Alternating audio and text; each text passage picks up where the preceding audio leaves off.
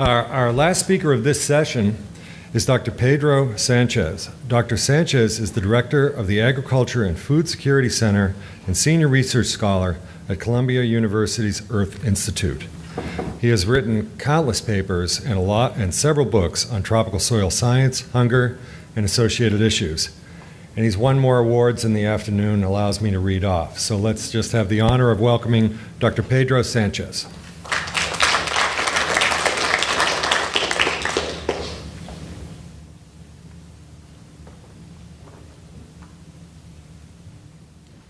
Thank you, Jeff.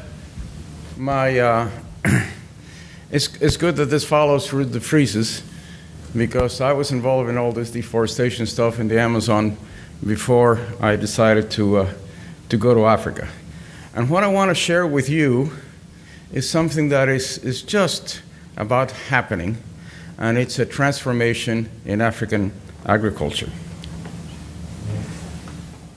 Africa is a huge continent, and if you look at sub-Saharan Africa, still you have most of the United States, China, India, the island of Madagascar covers Great Britain. We're talking about a very large chunk of land, but it's full of poor people. So a country rich in many resources, including wonderful sunlight. Don't think this is a dark continent. That's only at night. It's very, very sunny and full of solar radiation and pretty good soils and so on. But it's full of poor people.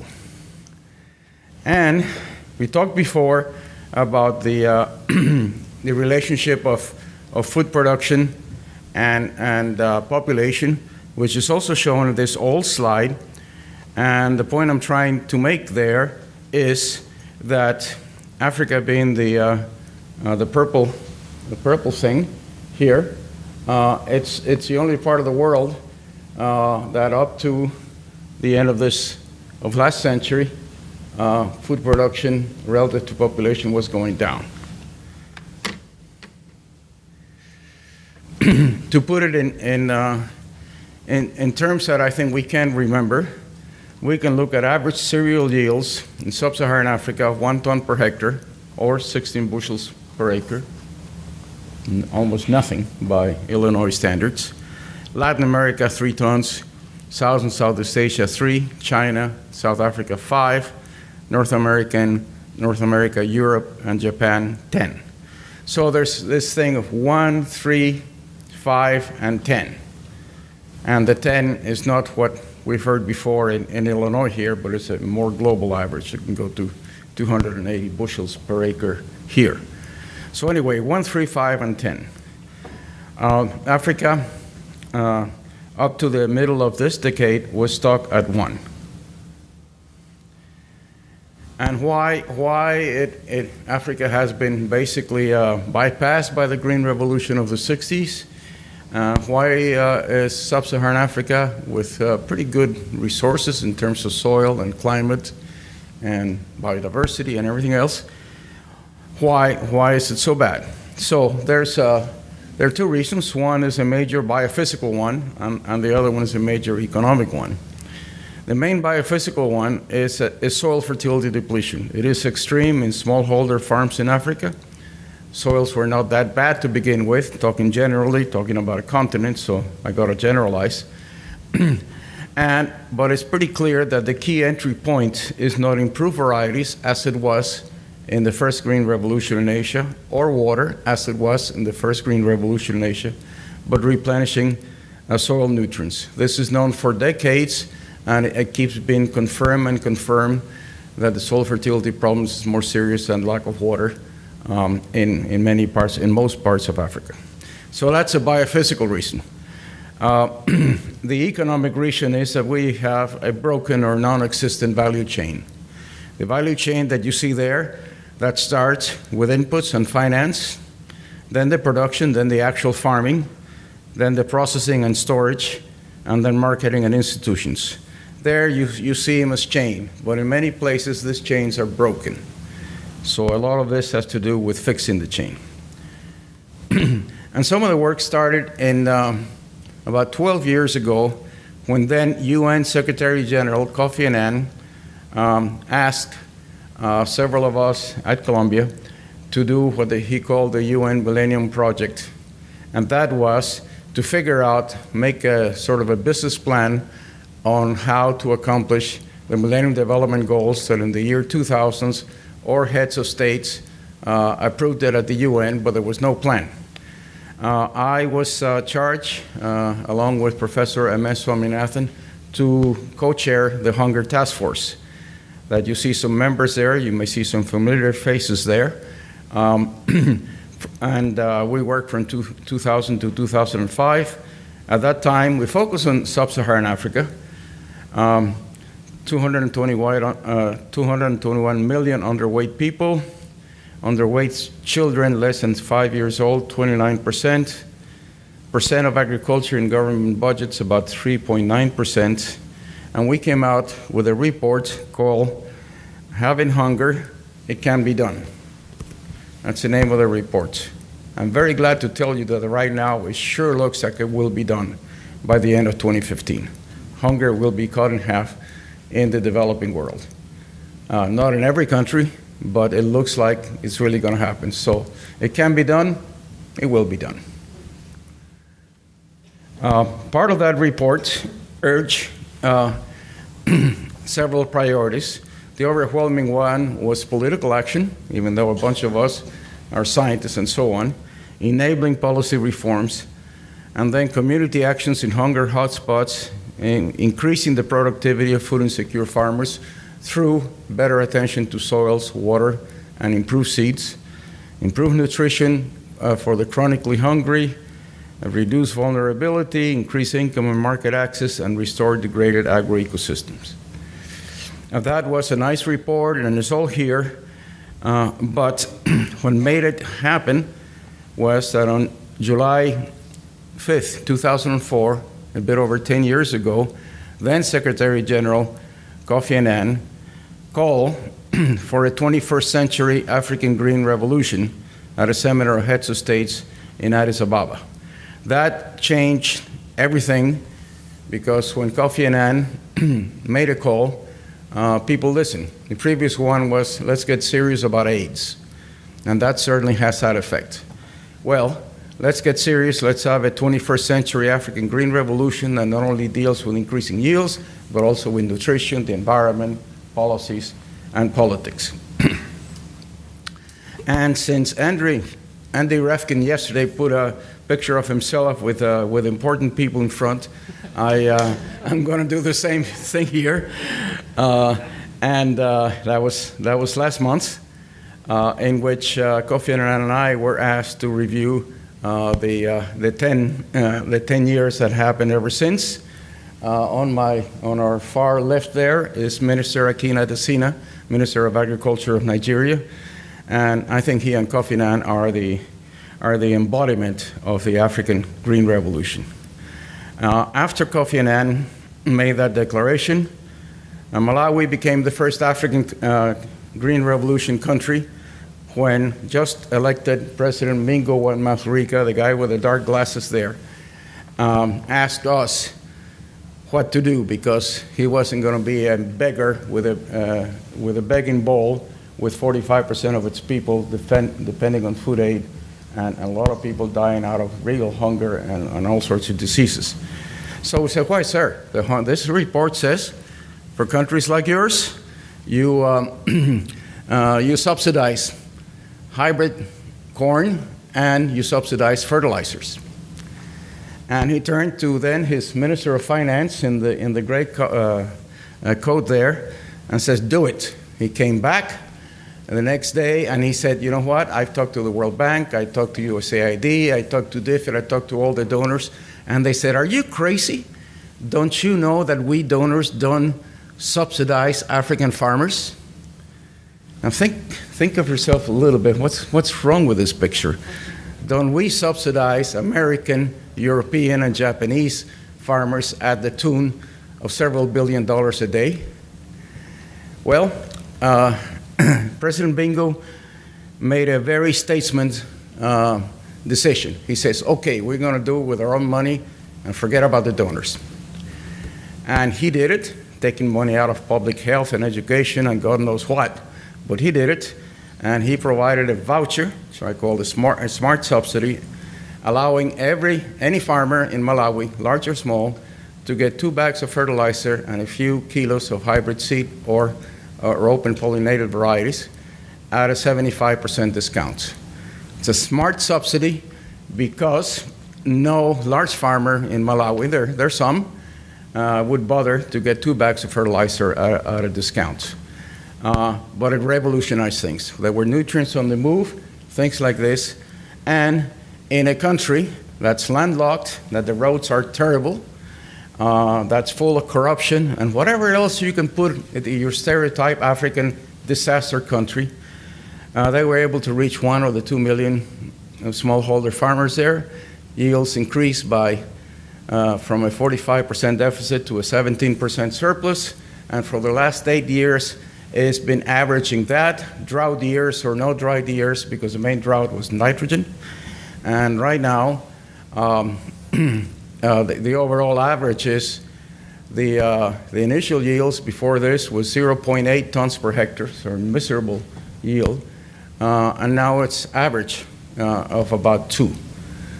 So it is a country that has done the most. It certainly has achieved the Hunger Millennium Development Goals, and now the issues are to keep this subsidy going for several more years. And the donors are now against it again, and we're working, luckily the same Minister of Finance is back in business. But that's a Malawi story that is heavily criticized by economists. I don't know why. They should see what's going on. They said, well, but this is not decreasing poverty. So we're right, but it has provided food security. Most of the increases in crop yields were eaten at the farm, because the farm didn't have enough to eat. So it's criticized for not doing things that we're not supposed to do. But anyway, that's how it goes. So if you don't have any criticism, you're not doing anything. So can't stand the heat, get out of the kitchen. Then we got the idea of Millennium Villages. That started in October 2005. And it's a proof of concept. Can typical, hungry, poor, disease-ridden villages of about 5,000 people can be empowered to accomplish the Millennium Development Goals. And you see in your slides here the first 2 in Western Kenya and Koraro in Ethiopia. But suddenly, in a period of 2 years, the funds came in amazingly, basically from the private philanthropic sector, and we ended up with 80 villages in 12 countries and clustered in 12 countries, and they are certainly underway. They are certainly the vast majority of them food secure. Now, in 2006, remember this thing started in 2004. In 2006, the Gates and the Rockefeller Foundation decided to create Agri, the Alliance for a Green Revolution in Africa, as a promoter of exactly what it says, the Alliance for a Green Revolution in Africa. The Rockefeller Foundation took basically all its agricultural money and put it there. The Gates Foundation put a lot. Kofi Annan was the chairman of the board.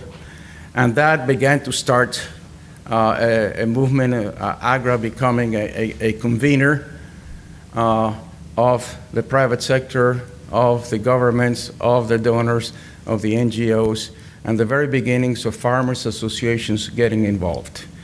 But the tipping point came a couple years later when the private sector joined this cause. Again, thanks to Kofi Annan, he organized a meeting in Davos, putting the business coalition against chronic hunger. My friend Akina Desina and I were there, freezing to death.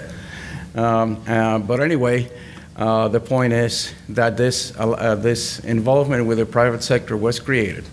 Now, what I found about the private sector is that they're pretty slow in making up their minds. They take their time. And not unless they see that there's a good opportunity, they get into it. And indeed they have. Government, industry, the UN working together. This was in 2006.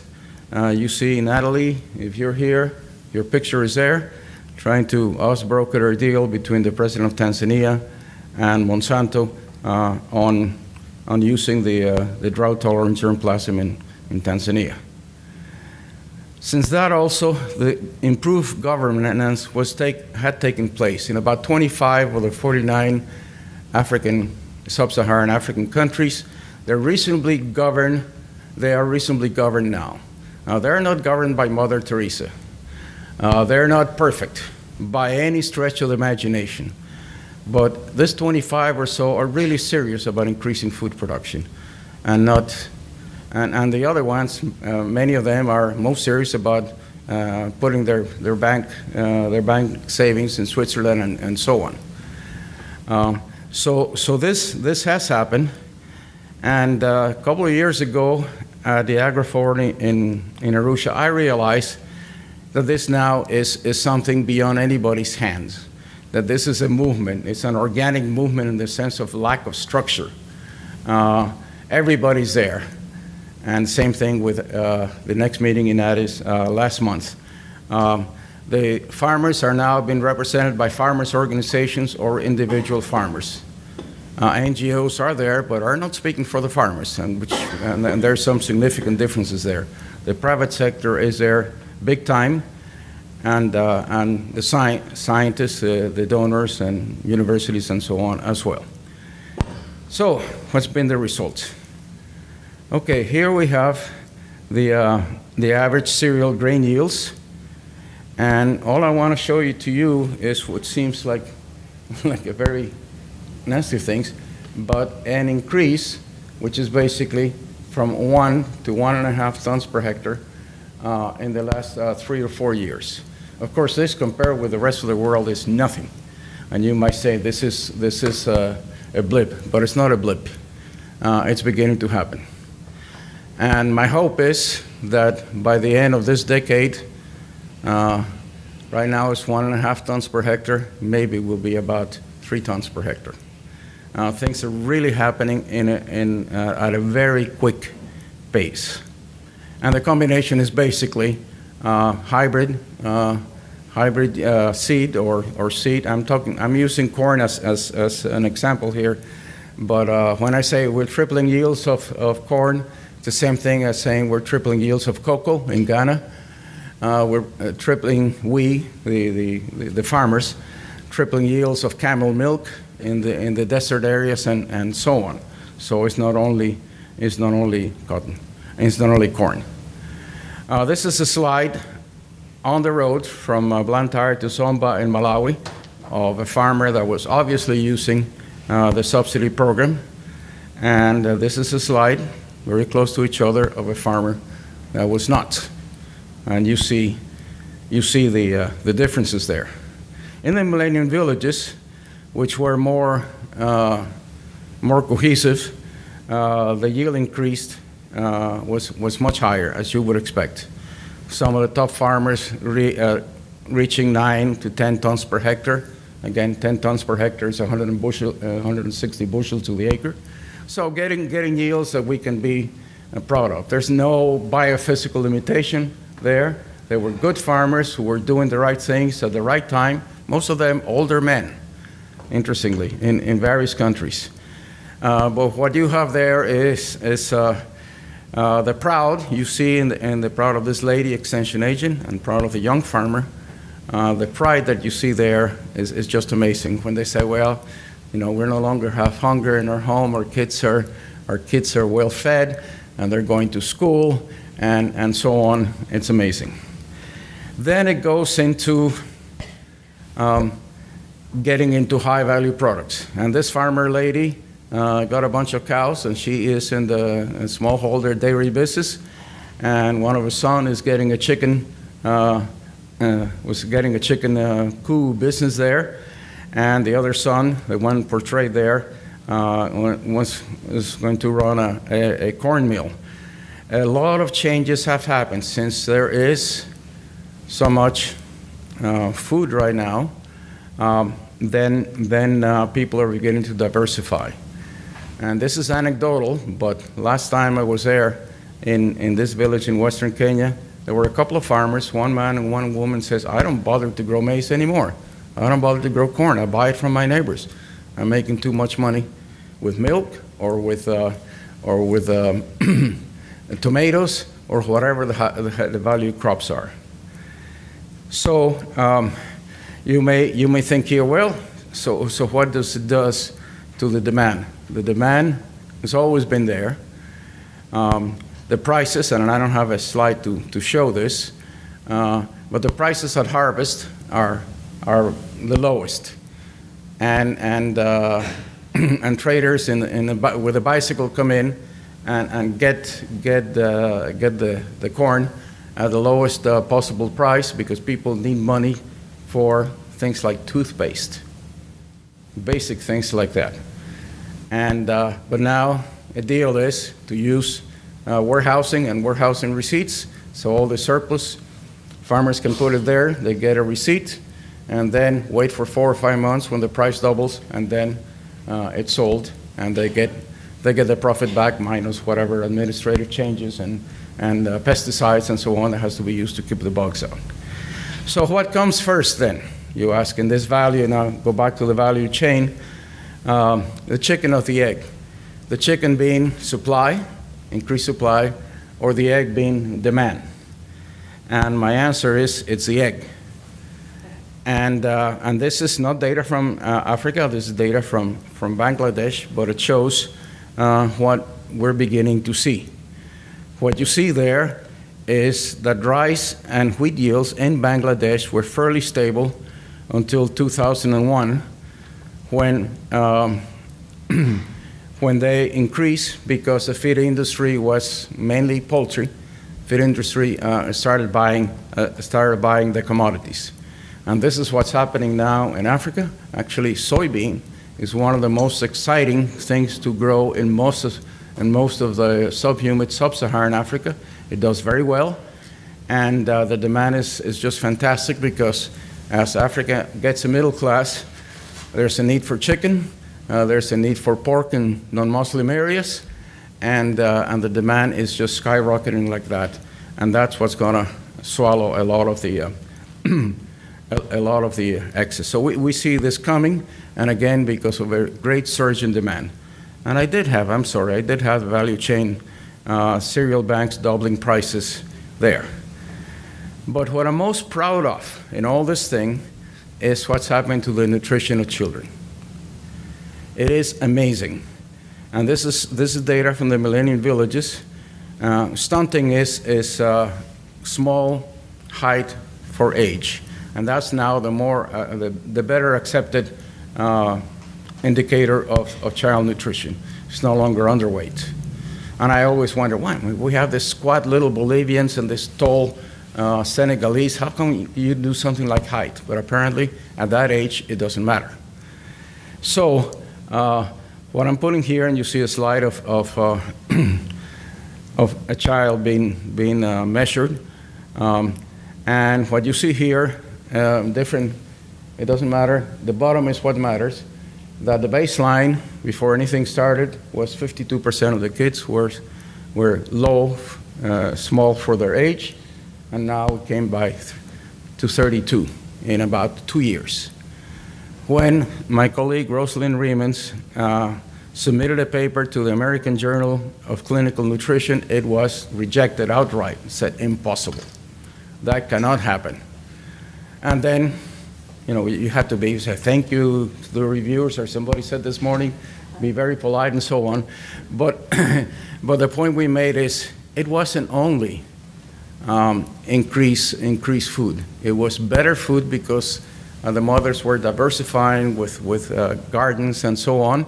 It was also the work of the health team in cutting down malaria and other things, and better water and sanitation. It wasn't only one thing. And they caved in, and it's published. So, and that keeps happening more and more and more. And it'll take a while to see the new generation of African kids who are going to have normal size. Then we're beginning to get into some more additional data that I want to show you. Agri published an African Agricultural Status Report. This is for last year. I got this year's, but I couldn't get it into slides. And Agri works with 12 countries out of those 25 that are well governed. And you see the corn yields in 2005 and 3-year average 2009 and 11. And you see that Malawi indeed went from 0.8 to over 2% that's 102 tons per hectare. That's 173%. Rwanda, about the same. Ethiopia, much lower, but a much larger group of people. Nigeria, also a large group of people. Kenya, that didn't really place a lot of emphasis on this, went down. But we're beginning to see the shifts. IFRI has a hunger index, which is a concoction of less than 5-year child mortality plus less than 5-year-old underweight children plus percent undernourished people. And what we see now from, let's say, 2000, the beginning of the century, to 2013, last year, is that all of sub-Saharan Africa was in the red class of alarming. Now it's just serious, while South Asia remains alarming. China, of course, has none of these problems. And Ghana has just gotten out from the not serious to no problem.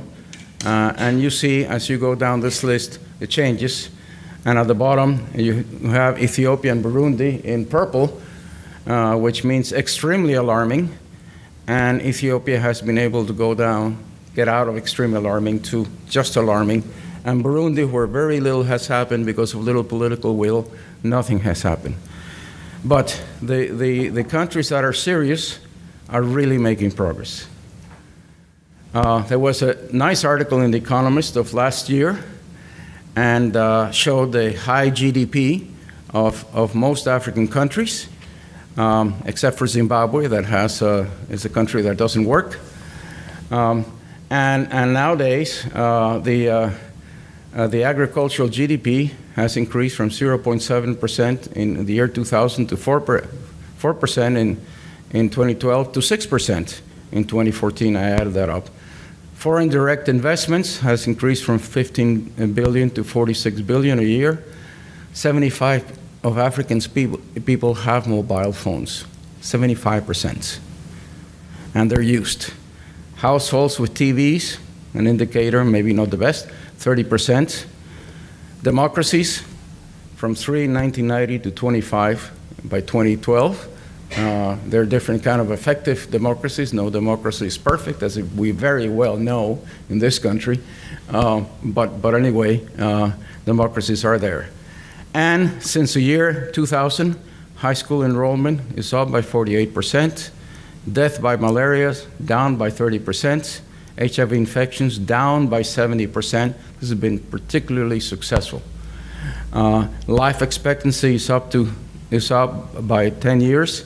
The real income per person more than 30%. Now, there's a lot of land empty in Africa that is not part of the tropical forests. And this is an opportunity, but it also could be a nightmare in terms of the ecosystem services and all the things that my two predecessors were talking about. There's one area there in red, which is identical to the Cerrado, Brazil, which is the place, the Savannah region, with the largest increase in food production and expansion in food production in the last century. Certainly is competing very nicely with you guys here in the Midwest for soybean yields. And well, there's an African Cerrado too. Low population, similar soils. I've been to 2 spots in northern Zambia and southern Tanzania, and I've seen that very, very similar to the Cerrado. What's going to happen to this? We don't know, but there are a there's a lot of room in Africa where there are not very many people. And then what's going to happen? There's the issue of the land grabs. You hope that the land acquisitions are done with the consent of the community, and the community benefits from it. But we know very well that in some cases there are sweetheart deals between a country and the current prime minister, and then it could backfire when that prime minister dies and so on. They're not that sustainable anyway. So, what have been the drivers? Now, looking back a little bit, which is what Kofi Annan were doing in front of a ballroom with 500 people, what have been the drivers of this shift? Certainly the follow-up activities of the African Green Revolution, using AGRA as a convener. That's something Norman Borlaug and M.S. Swaminathan and all those people of the first Green Revolution did not have. But using this as a convening thing, very much politically tied up and community tied up, significantly improved governance. You can talk Turkey to presidents and prime ministers and ministers of agriculture who are truly serious and are willing to follow up. Again, that's, I think, about 25 of the 49 African countries. There's private sector involvement, and to me, that was a tipping point. When the private sector, after its slow analysis and so on, decided to get in, then there's a market, and they're working all across the value chain. And the cell phone revolution. Conclusions. Now, 6 out of the 10 world's fastest economists are in Africa right now. But you cannot eat GDP. But anyway, it means that something. There's unprecedented political will to increase yields and market access. There's a surge of agricultural investments in Africa and all sorts of investments. I lived in Nairobi for 10 years. I came back last year. I didn't know where I was because there's a new set of superhighways and overpasses and so on. I was lost. And this is happening, a lot of investment in infrastructure. Local banks are lending to smallholder farmers, and this is a major one which we owe AGRA and Akina Desina for this idea. Banks said, we don't lend money to people who have no collateral. And these smallholder farmers, most of them don't even have title deeds, so they have no collateral. So AGRA and other people in AGRA at the beginning decided, okay, they make a deal with one bank, big bank in Kenya called Equity Bank, and they said, we'll give you a credit guarantee of, I don't know, something like $2 million, and every money that is defaulted out of your $60 or $100 million kitty that they were going to lend to smallholder farmers, we will pay half. Give you that. Turned out to be that AGRA only had to pay $2,000. And why? Because these little people pay their debts also. Now this is going out at the rate of billions of dollars a year all over Africa. And now there's a source. The first value chain was financing, and now there seems to be a financing is taken off. There's 200 million people out of roughly 1 billion people in sub-Saharan Africa that are in the middle class now. And they have middle class values, and some of the things we're talking about, the appetite for more meat and all that is happening, but it's really a surge of demand. I'm convinced there is a market that does the scaling up, not a government project. And African governments are no longer managing, or at least this group of African nations that I'm talking about, are no longer managing hunger and poverty as they used to be before. And more you see smallholder farming as a business. The youth, using the same slide again, 50% of the 1 billion of Africans right now are under 25. And this is a key. Africa is now, or sub-Saharan Africa is the youngest continent in terms of age, and they like agriculture. The agricultural value chain is cool to many of them, especially those university graduates who are driving a taxi in Lagos or something and hooked to their cell phones, just like we are here. Now, if you give them some technologies that make use of the cell phones, and there are several of them, one including SoilDoc, then they will be working there. And the last thing we heard during this conversation with Kofi Annan is there's an additional thing. Africans are basically happy people. And those of you who've been to Africa, you would know that. No matter how poor they are, they're basically happy people. So you have a happy optimism that is unheard of. So I wanted to share this because I think a change has come, and everybody should know about it. So thanks very much.